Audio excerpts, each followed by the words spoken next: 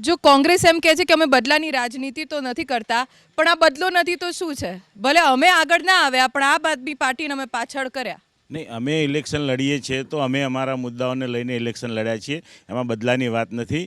ભાજપના જે મિત્રએ વાત કરી કે અમે અમારા મુદ્દા, ધારો કે શુદ્ધ હવા, તો મને નવા એ લાગે છે કે હવા ક્યાંથી લાવશે? શું બીજા ઉપગ્રહ ઉપરથી સીધું કનેક્શન કરીને લેશે?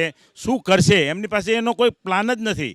આ એ કરવા જઈ રહ્યા છે જે મોદી સાહેબે કહ્યું હતું કે હું ગંગાને શુદ્ધ કરી દઈશ. 28,000 કરોડ રૂપિયા વાપર્યા પછી પણ આજે ગંગા એટલી જ ગંદી છે જે શુદ્ધ કરવાના દાવા વડાપ્રધાનશ્રીએ કર્યા હતા એ સાબિત નથી કરી શક્યા. તો દિલ્હીને આ લોકો શુદ્ધ યમુનાને કઈ રીતે શુદ્ધ કરશે અને શુદ્ધ હવા પાણી કેવી રીતે આપશે, એ મને હજુ નવાઈ લાગે છે.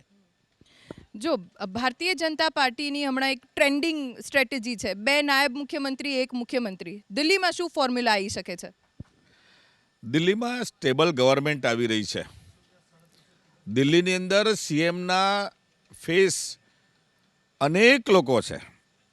ભારતીય જનતા પાર્ટી એનું મોવડી મંડળ આપણે જોયું છે કે કોઈ પણ કાર્યકર્તાને એ મુખ્યમંત્રી પણ બનાવે છે, ઉપમુખ્યમંત્રી પણ બનાવે છે અને એનું પરફોર્મન્સ પણ સારું હોય છે. એટલે અત્યારે હાલ કહેવું કે મુખ્યમંત્રી કોણ, તો એ પ્રદેશ મોવડી મંડળનો વાત છે. પરંતુ અનેક નામો એને સોશિયલ એન્જિનિયરિંગથી જોઈએ કે એક સક્ષમ નેતાઓ તરફથી જોઈએ તો દિલ્હી પાસે ભારતીય જનતા પાર્ટી પાસે નેતૃત્વ કરવાવાળા અનેક લોકો છે. વિનોદ ભેદોડીની વાત કરીએ, મનીષ વર્માજીની વાત કરીએ કે પ્રવેશ અને દુષ્યંત ગૌતમજીની વાત કરીએ. આવા સિનિયર લોકો પણ દિલ્હીમાં ખૂબ સારા લીડથી આગળ વધી રહ્યા છે.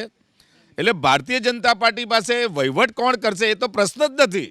સુંદર વહીવટ આપવાની વાત છે અને સુંદર વહીવટ ભારતીય જનતા પાર્ટી આપશે. ભારતીય જનતા પાર્ટીએ આ ચૂંટણીની વાત કરું તો આપને તો સ્વાભાવિક છે એમના ઠગી વચનોના કારણે તેઓ હાર્યા છે. પરંતુ કોંગ્રેસનો રકાસ જોવા જેવો છે. કોંગ્રેસ ક્યાંય નથી. કોંગ્રેસ એકમાંથી પણ હજુ 0 પર ચાલી રહી છે.